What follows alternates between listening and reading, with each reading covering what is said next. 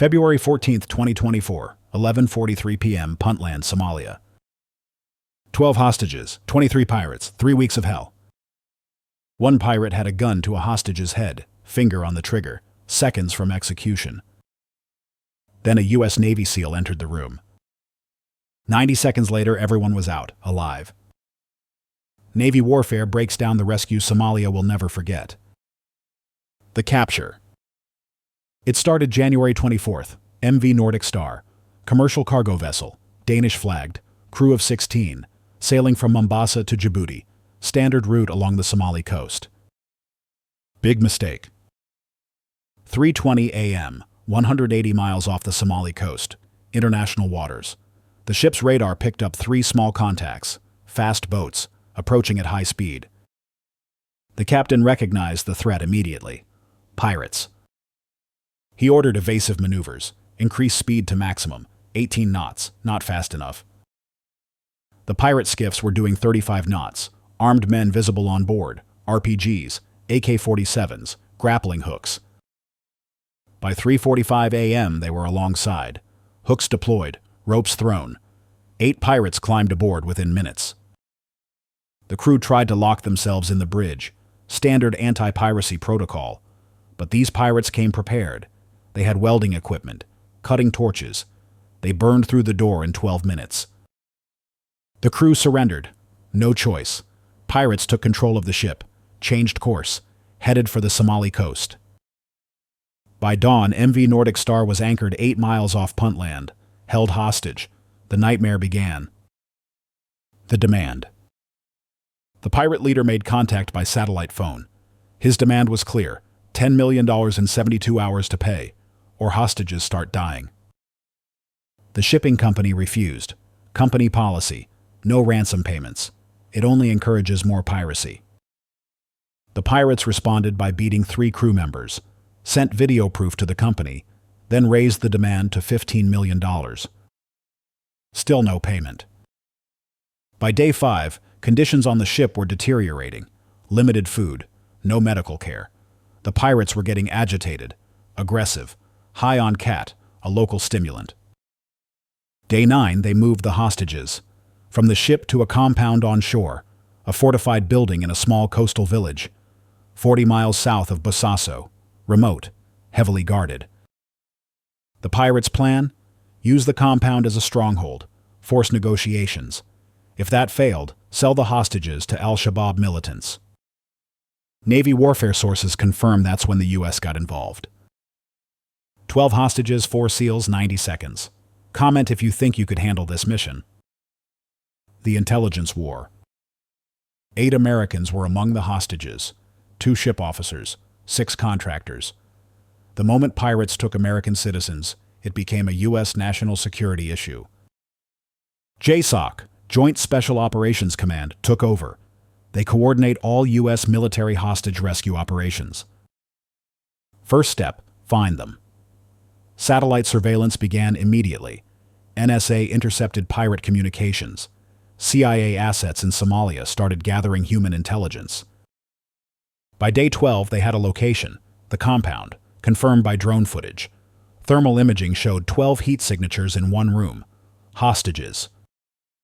Another 20-plus signatures around the building. Guards, armed, rotating shifts. The compound itself was a problem. Concrete walls, metal roof, small windows with bars. One entrance, easily defended. Standard assault would be bloody. Hostages could die in the crossfire. JSOC wanted a better option. They kept watching, collecting data, building a picture. Day 15, they noticed a pattern. Every night at 11:30 p.m., most guards went inside for food.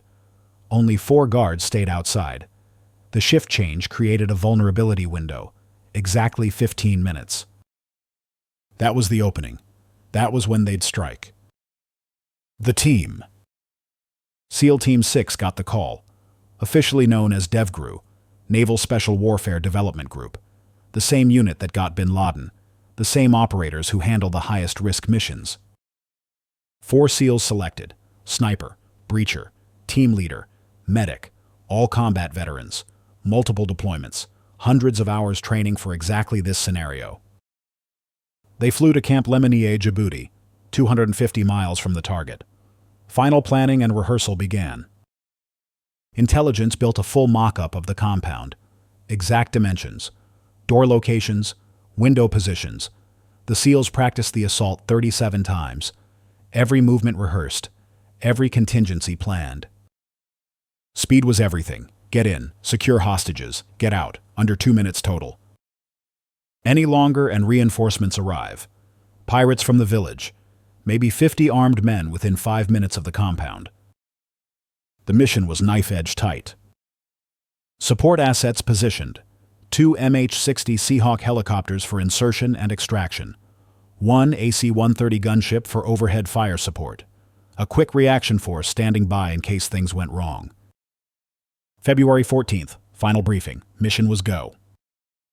Launch time 10 p.m. The insertion. The helicopters flew low, 50 feet above the water, nap of the earth flying to avoid radar detection. Running dark, no lights. The flight took 41 minutes. The pilots used night vision goggles, following the coastline, then inland. 11:35 p.m. The helicopters landed 800 meters from the compound. Soft sand, perfect for quiet insertion. The SEALs fast roped down, 4 men, full combat gear, night vision, suppressed weapons, body armor. The helicopters lifted off immediately. They'd orbit 3 miles out, ready for extraction call. The team moved fast, covering ground quickly but quietly, combat spacing, covering angles, professional movement through hostile territory. 11:39 p.m. They reached overwatch position, 200 meters from the compound. The sniper took position, set up on a small rise, perfect sightline to the entrance. Thermal vision confirmed the intelligence. 4 guards outside, the others inside. The team waited, watching, timing their approach. 11:42 p.m. The shift change started, guards moving inside, exactly as predicted. The team moved, covering the final 200 meters in 60 seconds, shadow to shadow, using the darkness. No one saw them coming. Wait until you hear what the breacher did next. It saved lives. The breach. 11:43 p.m. The SEALs reached the compound wall, 4 guards still outside, 2 at the main entrance, 2 patrolling the perimeter. The sniper took the first shot, suppressed rifle, 200 meters, perfect headshot. First guard dropped, silent. Second shot, second guard down, 1.2 seconds between shots. The 2 perimeter guards turned toward the sound, confused, trying to locate the threat. 2 SEALs were already on them, close quarters combat, knives, absolutely silent. Both guards neutralized in under 3 seconds. 4 guards eliminated, 0 noise, 0 alarm raised. The breacher moved to the door, shaped charge ready, but he paused, checked the door handle first. Unlocked. Standard explosive breach would have alerted everyone inside, given pirates time to kill hostages. The unlocked door changed everything. He signaled the team, adjusted the plan instantly, manual breach instead. The team leader kicked the door open, hard, fast. The 4 SEALs flooded inside. Chaos. The entry room had 6 pirates, playing cards, weapons nearby but not in hand. They looked up, shocked. The SEALs fired, suppressed MP7 submachine guns, controlled bursts. Every pirate hit, down in 2 seconds. The team moved through the building, room clearing, textbook execution. Second room, kitchen, 4 pirates, eating, the SEALs engaged, 4 more down. Third room, hallway, 3 pirates, running toward the noise. They met bullets instead. Fourth room, the hostage room. This is where it got critical. The hostage room. The door was closed, voices inside, shouting in Somali, someone screaming in English. The team leader made the call. No time for finesse. Breacher placed a small charge, blew the door handle. The door swung open. Inside, 12 hostages, sitting on the floor, hands bound, terrified. And 6 pirates, weapons drawn. One pirate had grabbed a hostage, American contractor, male, 40s, gun pressed to his head, finger on the trigger. The pirate was screaming, "Back off or I kill him! I kill him now!" 3 seconds to decide. Take the shot and risk the hostage, or negotiate and risk the other pirates killing multiple hostages. The SEAL sniper was at the door, his rifle already aimed, night vision, laser sight, perfect picture. He took the shot. The pirate dropped. The hostage fell forward, unharmed. The bullet passed 2 inches from his ear. That's precision. The other 5 pirates tried to respond. Too late. 3 SEALs fired simultaneously, multiple hits on multiple targets, all 5 down within 2 seconds. The hostage room was secure. 90 seconds since the SEALs entered the building. Every hostile neutralized. Every hostage alive. Who wins hostage rescue? A. SEALs. B. Delta Force. C. Both elite? Comment below. The extraction. The team moved fast. Cut the hostages' restraints. Quick head count. 12 present. 4 injuries. Minor. Beatings and malnutrition. All ambulatory. The medic did rapid assessments. Everyone could move. Everyone could run if needed. The team leader radioed extraction. Jackpot. 12 precious cargo. All alive. Ready for pickup. The helicopters responded immediately. ETA. 4 minutes. But 4 minutes is forever in hostile territory. The team secured the compound entrance, defensive positions, watching for reinforcements. They didn't have to wait long. Village fighters heard the shooting. They grabbed weapons, AK-47s, RPGs, at least 30 men, moving toward the compound. The AC-130 gunship overhead spotted them. Thermal imaging showed the fighters approaching from multiple directions. The gunship's crew radioed a warning.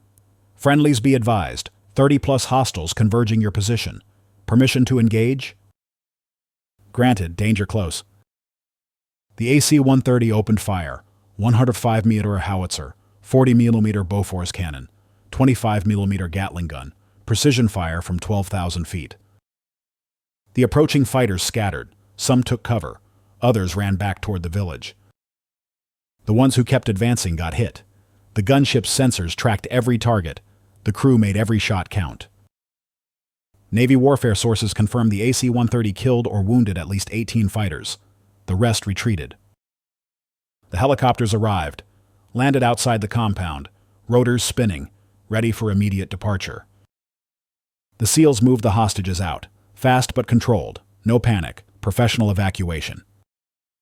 All 12 hostages loaded, then the 4 SEALs, airborne in 35 seconds. The helicopters banked hard, full throttle, racing back toward the coast. Mission time from touchdown to wheels up, 8 minutes, 14 seconds. Textbook execution. Justified rescue or excessive force? Comment J or E. The aftermath.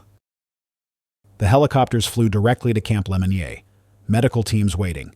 The hostages received immediate treatment, dehydration, minor injuries, psychological trauma, but alive. Safe. All 12 hostages recovered fully. They were home within 72 hours. The SEALs conducted debriefing, after-action analysis, identifying what worked, what could improve. Conclusion? Near-perfect operation. 0 American casualties. 0 hostage casualties. 23 hostile combatants killed. Mission success by every measure. The Danish shipping company issued a statement thanking U.S. forces. The families of the hostages held press conferences, tearful reunions, gratitude for the rescue. Navy warfare knows this is what the SEALs train for. This is why they exist. The Somali response. In Somalia, the reaction was mixed. The Puntland government publicly condemned the pirates. Privately, they were relieved. Piracy damages their international reputation. But in the coastal villages, the story was different.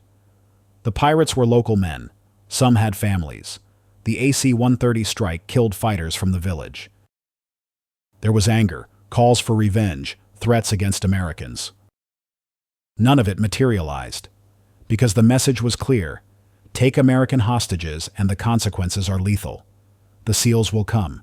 They will rescue the hostages. They will eliminate the threat. No negotiation, no ransom, just force. Piracy numbers dropped significantly in the following months. Coincidence? Navy warfare thinks not. The fear factor works. Pirates want money, not death. When death becomes the likely outcome, they look for easier targets. The strategic impact. This operation sent multiple messages. To pirates, American citizens are off limits. The cost of taking them is too high. To terrorists, the U.S. will launch missions deep into hostile territory. Distance doesn't protect you. Walls don't protect you.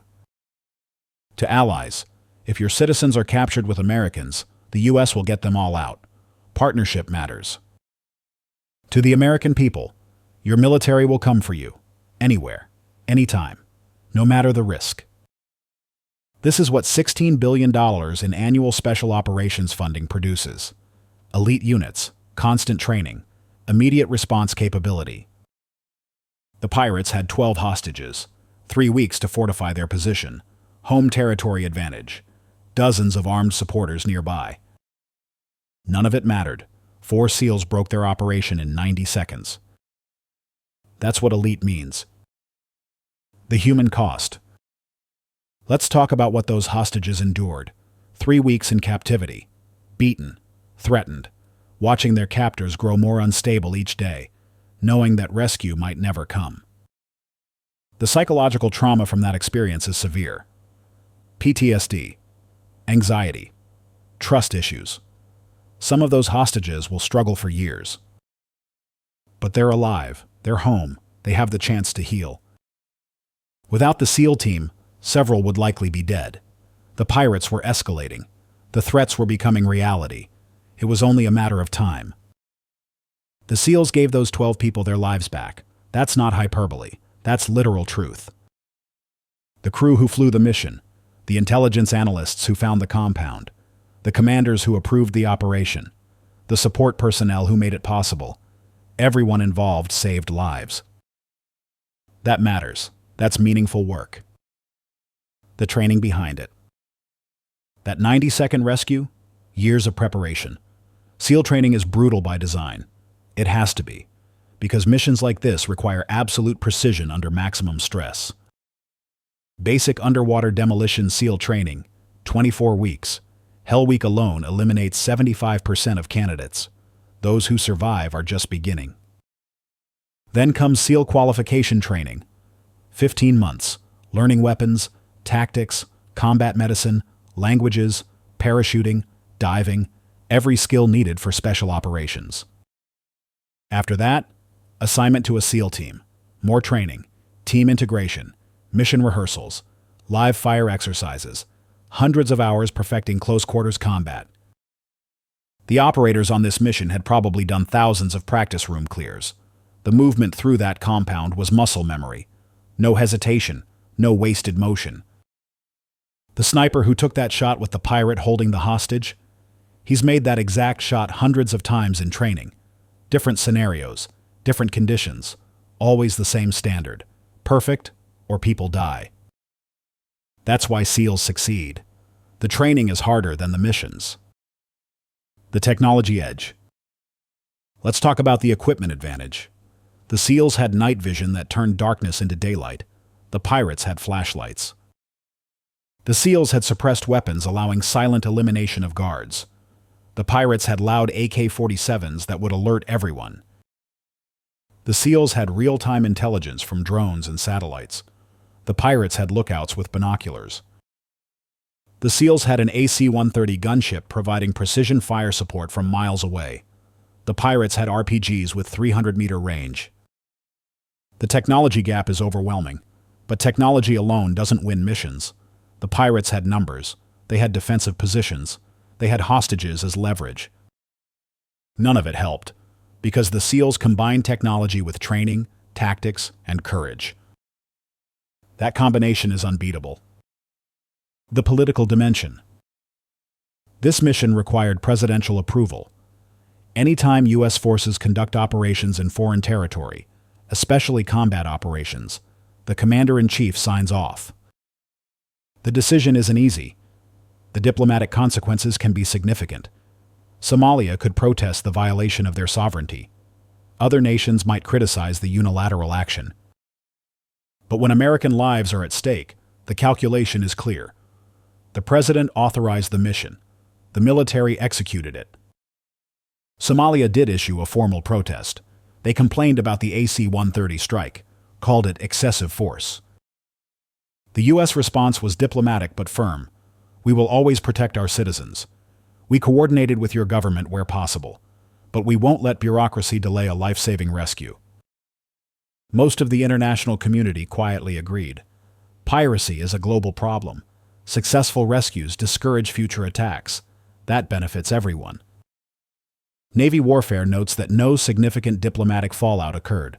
Within weeks, the story faded from headlines. But in special operations circles, it's studied, analyzed, added to the playbook. Drop your prediction. Will pirates think twice before taking Americans now? Navy warfare wants to know. The family's story. Imagine being the family member of a hostage. 3 weeks of waiting. Every phone call might be the one saying your loved one is dead. The U.S. government kept families updated, not with operational details. Those stay classified. But with assurances. We know where they are. We're working on it. We will bring them home. The families didn't know about the SEAL mission until after, for security reasons. If information leaked, the pirates might move the hostages, or execute them preemptively. So the families waited, hoped, prayed. Then the call came. Your family member is safe, rescued, on the way home, alive. The relief must have been overwhelming. The gratitude toward the SEALs impossible to fully express. Several family members later visited Camp Lemonnier, met the SEAL team, thanked them personally.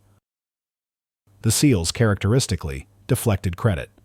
Just doing our job, one reportedly said. Glad we could help. That humility is part of their culture. They don't seek glory, they seek mission success. The future of piracy. Somali piracy peaked in 2011. Hundreds of attacks, dozens of successful hijackings, millions in ransom payments. Then international naval patrols increased. Armed guards on ships became standard. Private security companies thrived. And most importantly, nations stopped paying ransoms. The business model collapsed. Piracy became too risky, not profitable enough. This SEAL mission reinforces that trend. It proves that hostage-taking brings military response, not money. Some analysts worry pirates will adapt, maybe target non-American ships, maybe move to different waters, maybe sell hostages faster to avoid rescue.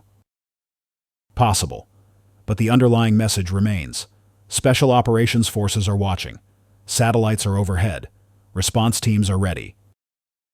The world's oceans are safer because of that deterrent. Navy warfare tracks piracy incidents globally.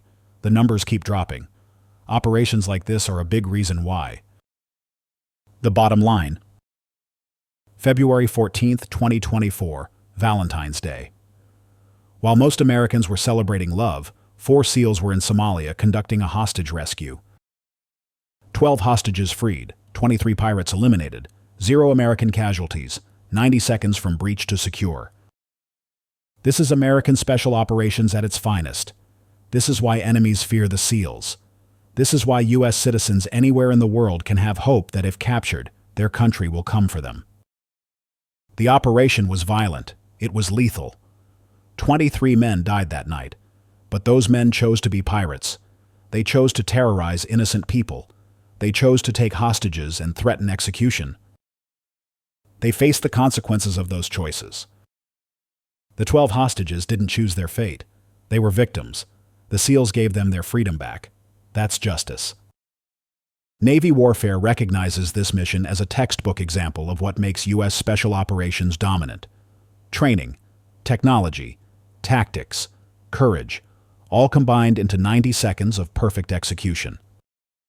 Subscribe to Navy Warfare, where we break down the operations that matter, where special operations get the coverage they deserve, where real rescues and real heroes get real recognition. The SEALs will conduct more missions. Some we'll hear about. Most we won't. They operate in the shadows, doing the dangerous work that keeps Americans safe. But every once in a while, a mission becomes public, and we get to see what they're capable of. This was one of those moments. 12 people went home to their families because 4 SEALs were willing to risk everything. 90 seconds that changed 12 lives forever.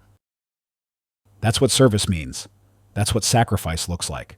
That's what the United States Navy SEALs do. And they do it better than anyone else in the world.